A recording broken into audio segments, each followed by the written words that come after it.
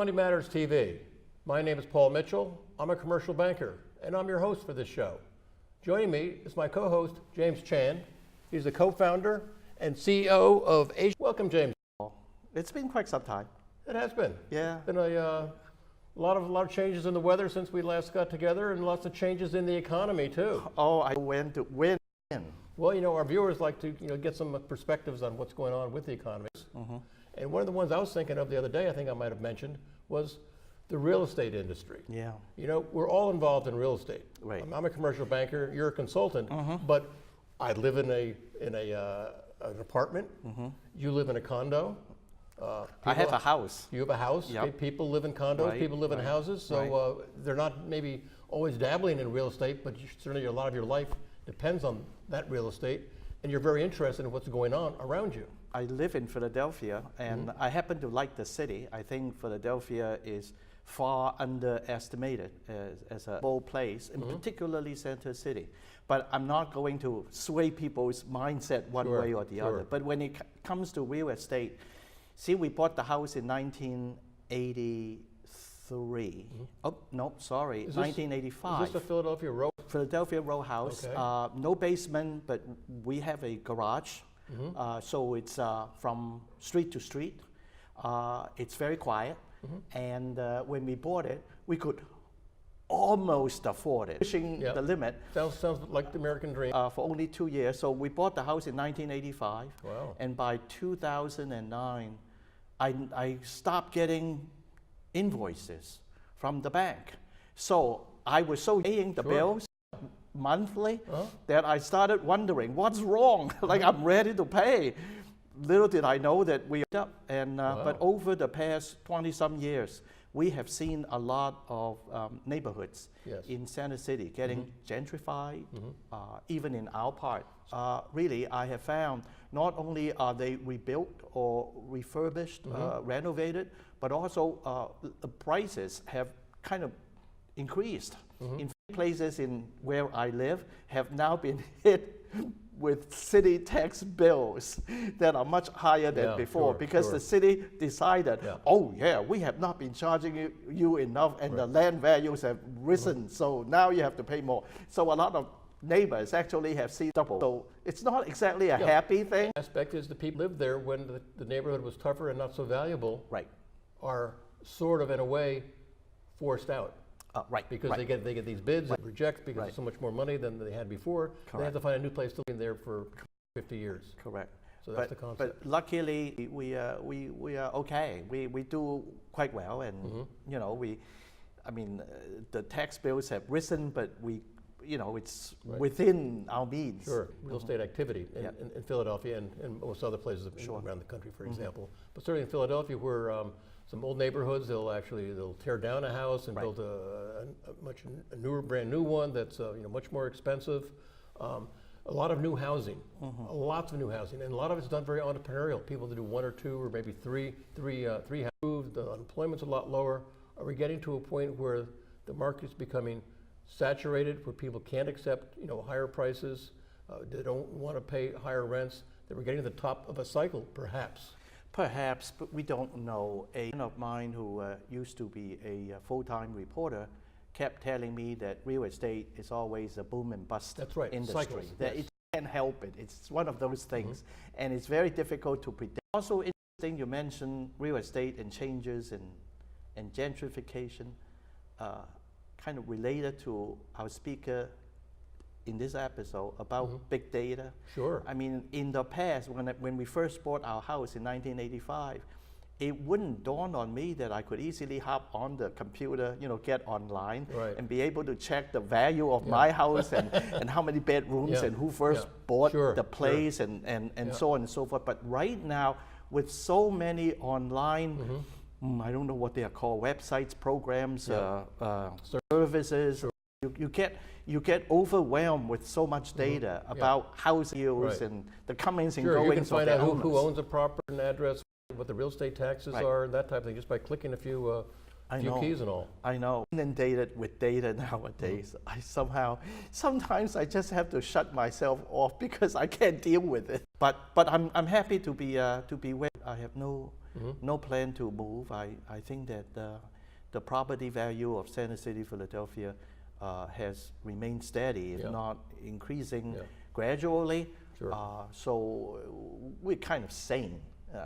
I'm happy. Well, and all, I mean, most of business, the economy, does have cycles. Right. If it's not real estate per se, I mean, look at the stock market. Stock market is a jagged tooth. I mean, it goes up, drops, goes up, drops. Yep. But in the long term, it's still up. Yeah.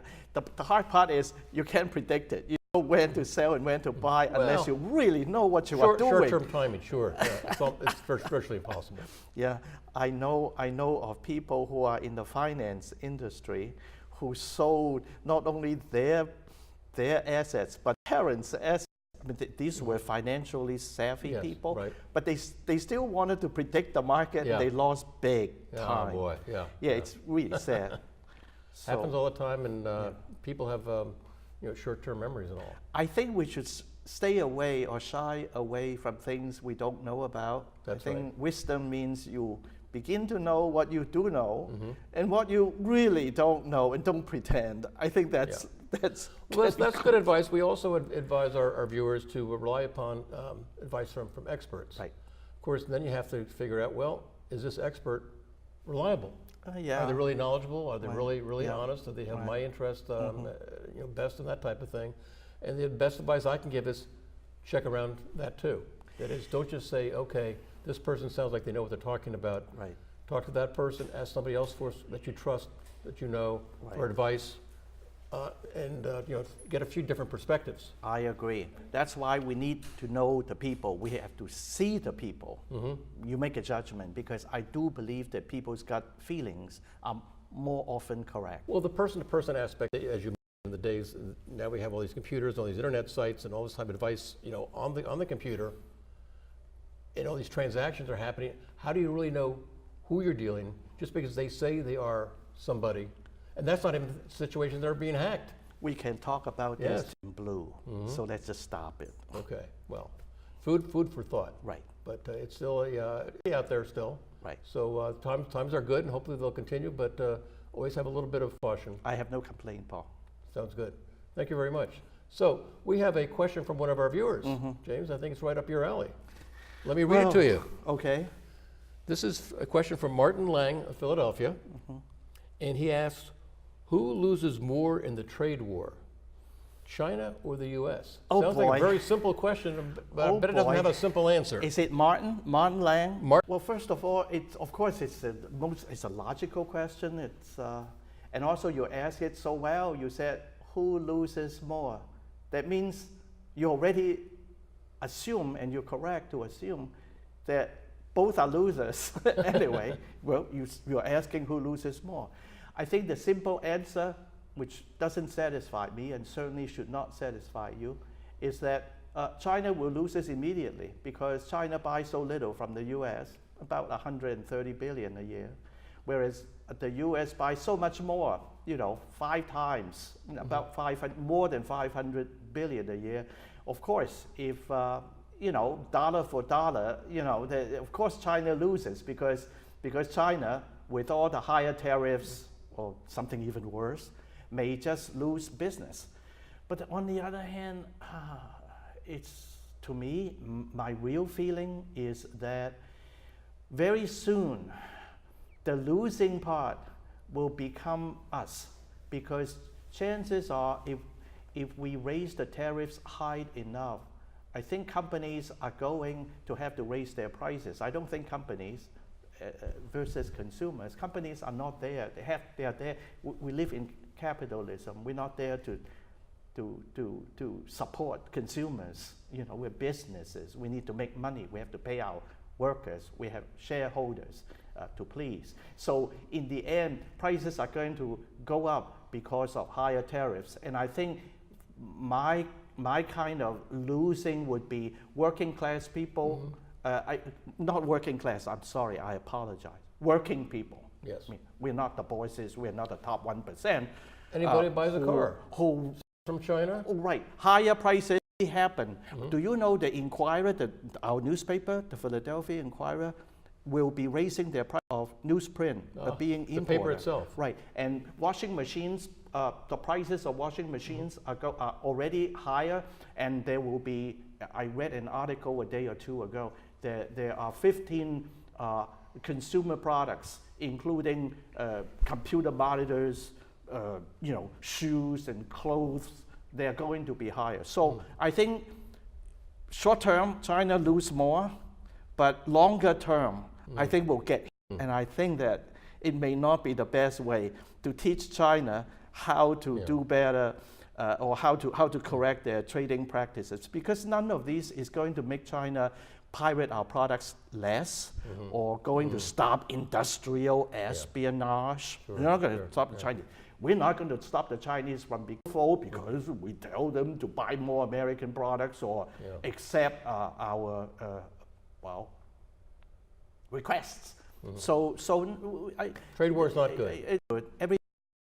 So glad that Martin said, who loses more? Yeah. Well, China immediately, and then to me, America following suit. Well, thank you, James. Comprehensive I do the answer. best I can Okay. without being polite. Martin, I hope that helps you, and hope our other viewers have a little better understanding. It's these questions come up all the time, and things are changing all the time. So keep your eyes open. Right. And if other viewers would like to present a question for Money Matters to address on the show, here's how you do. You can have your questions answered on Money Matters. Please go to our website, money-matterstv.com. On our homepage, click on the banner on the right that says, Send us your questions. While you're on our website, you can find information about our host and guests, as well as show notes and links about this show and past shows. Money Matters is also available as a podcast on iTunes and Stitcher, so you can listen to Money Matters while you're on the go. That website address, again, is money, M-O-N-E-Y, -matters, M-A-T-T-E-R-S, TV.com. Okay. Now I'd like to continue the show with an introduction of our featured guest, Brad Wood, co-founder of Gordian Knot Associates. Nice Brad, to welcome meet you. to the show. Thanks for having me. Great. Appreciate it. So we look at the name of Gordian Knot and we think, Gordian Knot, what does that mean? Where'd that come from? Is the untieable knot. It's from the story of Alexander. The Greek mythology? Or? Yes. Yes, okay. And it was a knot that nobody could untie, and Alexander was the one that was honestly innovative enough to think of just cutting it with a sword. Big company who comes to you and said, I'm Alexander the Great. How would you react to that? I would probably hand and ask him for advice. Right. Be careful. What can I do for you? How can I help you, Alexander? No, just go ahead. We have a lot of stuff to learn. Yeah, we do. Right. I understand, so in a very broad manner, you're in marketing. Yes. What segment of marketing are you in, and how has that marketing concept evolved in recent years? So there's two sort of sectors in marketing as far as I'm concerned. What is the of an ideal client? The ideal client for us is a few things. First, they have enough that they're collecting. Okay. Now, that's becoming less and less of a problem, honestly, because most companies are collecting mountains of data. And even in the case of a restaurant, you wouldn't think of being a source for big data. Well, they track every transaction from every meal, from every customer, they're creating data item, just creating data just by being in business. Just by doing they're not business. They're not saying we want to create data because we want to do something with that data. We have data because we're in business, and that we do it on a computer. So there's a digit that happens, and that's data. Isn't it only the insurance companies would have a ton of data because they need the actuaries to work on the data? Well, and finance are the two sectors that have had the most data the longest. Okay. And then following that, healthcare's been stacking up a substantial amount. Now, they have their own issues with trying to actually mesh it together into something that makes sense, but they collect phenomenal amounts of data. Sure. Now, so I started out the consulting, a lot of market research and marketing, creating messaging and segmentations and all those sorts of things. And over the years, we started searching for tools that would help us do the kinds of analytics that we do here, and we didn't find anything. right? So we went out and created this business with this product. Our founder actually invented the whole mathematic approach behind the software with an old professor of his, and they came up with what we have now. But we designed it because we couldn't find it. If I'd found it, I would have used whoever had it. Did the medical and technological part of the business give a name to this machine, The this software? abstract machine? Well, we have a working name for it. We call it Virgil. So he didn't but bother. it was, He didn't bother a name. No, So it's sort of the core software Still that, Greek, that we still have. Greek version. Still a Greek thing. I still have a naughty question for Brad. James, See, please, I not did too my due naughty, though. diligence. I understand. I do my due diligence. Yep. I did do my due diligence. I looked up their company's website. Impressive website. I looked at the bios of every single founder or co-founder and key executive. And then I found that Brad actually got a bachelor's degree in East Asia or Asian studies. Now, he and his colleagues must be creative enough to know we're not going to hold Asian studies against you. Like the creative to know it's all right. yeah. It's all right. They know. That's all I want to know. So it's because East Asia, they really don't do, except that Alexander the Great was told allegedly that if he could deal with the Gordian knot, he would conquer all of Asia. That's the only connection I get. That was his incentive. Okay. Yeah. Just like Odysseus had to deal with the Asia is important. Everybody wants to be Phoenix the and stuff. emperor. Yeah, sure. right. It goes- Sorry. It's fine. Back to reality. Back to science. So how many people are So we're 5 or 6 core team members, and then we have a number of advisors who are not obviously full time. And then beyond that, we have a partnership with Princeton University, so we can tap some of their resources. And then we also have partners for things like data wrangling and data hygiene and things like that, where that helps us get the client's data to the point where we can use it. And we can, the simpler stuff like that we can do internally. We don't need to go to partners. But if it's a major overhaul, we have partners. I am quite sure that you don't just sell a software or license a software. You must more than just software. Am I correct? Yes. The company. Yeah, so we have tools that are focused on, they are big data applications, right? They're focused on developing predictive algorithms for things like targeting or retention or predicting a customer spend so I can bucket people into the right levels of white glove service or not, or things like marketing mix, right? Making sure I'm spending the money in the right places to get the right effect and counteracting things or accounting for things like weather or the stock market or those external forces. I have 2 technical questions. One is, do you take possession, however the word is, of your client's data? Number 1, and number 2, how do you deal with the cybersecurity issues? Right. That? So it works. We are very secure from a data perspective. We pass all of the data security checks with flying colors. That's the first answer for clients who are open to sending their data to us.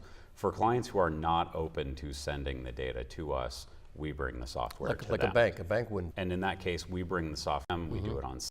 They get comfortable with us having it on site, and then we do it there. And once the algorithm's created, they don't need the software anymore. They just need the algorithm.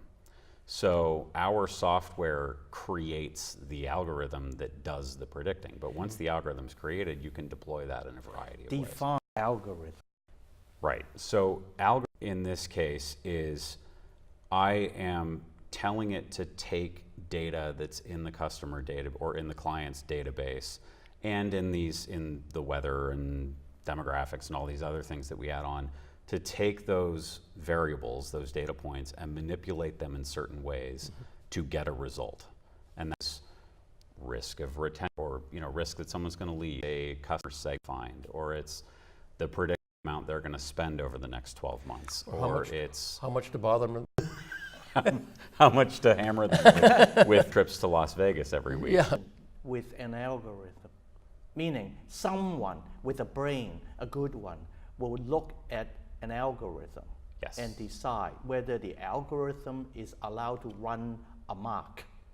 So in our case, there's different types of algorithms, right? There's the sort of aggressive self-learning algorithms, Yeah. and ours is not a self-learning. It's a, we create it and you stick it in and it doesn't dynamically change, right? It calculates the same value the same time, the same way every time. But then we go in every quarter or month or whatever and we just refresh the algorithm, right? But there's no danger of the algorithm running amok and doing things it's not supposed to. Actually, in our case, the algorithms can be deployed as a long SQL script if necessary, right? Where it's calculating a new variable. Now that calculation is long and very complex, but it's essentially just a calculation. And that's where the human factor comes in, right? They get that result, right? They get that, I have to worry about this person leaving because out of 80, they're 80 out of 100 on my retention risk scale. And so they have an 80% chance of leaving in the next 6 months. Well, now I know that though that person is in the block of customers I need to focus on who are in danger of leaving. By the way, the algorithm results will tell you why that person is likely to leave. Not just that they're likely to leave, but why. So you can do something about it. Now, Brad, I imagine big data marketing or algorithm for big data or something like that. I get a whole bunch of companies or whatever outfits that do this type of stuff. So how do you deal with the competition? How do you differentiate yourself? That's a great question. And there are actually, one of our challenges actually is there's a lot of companies out there talking about being in this space. Sure. And the main things that make us really competitive are flexibility and speed is the first one. So we can use almost any data in almost any format. To us, any client's data, the software will work on any client's data. It almost doesn't matter. We can do in weeks or months what, honestly, in days or weeks, what others do in months or years, frankly. And then you don't need a staff of PhDs on hand to do this, right? The software does the heavy lifting, and that's a big second piece for us, is the software does the heavy lifting, right? So we don't need a bunch of people to sit in front of it and look at it all the time and figure it out. It's a very consistent mathematic process that creates it, so the software does the work. And then the last thing beyond that is cost, honestly. For what it would cost you to do an IBM implementation or to get a solution from Bain or PwC or one of those companies, I mean, you'll get something that's better, that's closer to what you actually wanted for a fraction of the cost. I feel that merging between big data and AI for artificial intelligence, there must be. Yes. And where's the well, so where's the there's a lot of definitions of AI. First off, that's the first Artificial problem. Intelligence, yeah, and machine learning things. There's a lot of different definitions for that, but at a certain point, you have to have some level of AI, whether it's simply an algorithm the way we do it, whether it's a self-learning neural network, which I don't recommend, but there's a lot of different methods, but you have to have something because you're ingesting so much data and it's so hard to interpret what to do with it that you just have to have technology supplement that. There's no way people could actually work through it and do it. It's just too much. So that's kind of the merging of the two. I think some companies will go very much on the self-learning track where they want it to just iterate over and over and over and over again and improve all by itself. And then there will be other companies that want a more controlled approach, which is what we're more in the business of doing. Where do you see the industry going? I think that the marketing industry or the big data industry? I guess the industry, I guess it's both. Yeah, I mean, big data is the companies that are doing all of the data management and the hygiene, but those businesses are becoming more commoditized, right? It's a more base level requirement, frankly, if you want to be able to do anything with big data. And now companies are finally getting to the point where they realize I want to do more with what I have. I must be able to do more with this. And they look at it and they say, I don't know what to do with it, but I have to be able to do something. And that's where companies like us step in, and we're able to make sense of this mass of data. And they're going to have to make sense of that massive data. I bet, and this must, it challenges everybody, every company, particularly in the information heavy industry. I bet there are companies who can use you, but they don't want to pay you. Oh, well, that's... Yeah. Yes. Well, it's easier to spend $220 million to buy a large plane. Yes. You can touch it, you can see it, you know, their shape. Right. They pay you $20 million to Right. get some data, Right. algorithms. May not be 20. I'm sure he doesn't charge $20 million. Is that a little But high? even A little high? try, little high. even if 250,000 is, I can tell you what your algorithm would say about your customer retention. Yeah. Well, Services. honestly, one of ours is with the really big companies, Right. and we have a few, right? We have Expedia and LendingTree and Honeywell. They're not small. Yeah. But the really big ones, particularly on the data front, feel that they have all these internal resources already. Gotcha. They should be doing Yeah, it. right. Now, the truth is they're not qualified to do it frequently. Sometimes they are, right? I'm not going to say it doesn't happen, but frequently they don't actually have the manpower to do what they want to do, but they feel like, well, I'm paying for this, so I should use that. And we have overcome that a couple times, right? Where we've gone in and said, look, they're already busy. Yeah. Why don't you let us take a crack at it? And once they see the results, from a pilot or some sort of demonstration, once they see the results, they say, well, all right, now we're talking a different story. Why don't you come back in? And we'll Brad, we're going to be running out to ask you one last question. Sure. If a young person, perhaps graduating from college, were interested in getting in the industry, just a very short answer there. If you're going to go into marketing, I would say the first thing you should do is decide whether you want to go creative or whether you want to go the more analytic side. We're going to have to going close down the show Okay. now. All Thank you right. very much, Brad. There are options. Brad, thank you very much for joining us. Thank you Fascinating very much. industry. I appreciate it. Will be Zachary Waldman of Falchion Systems, which is a startup company. So it'll be very interesting. So in the meantime,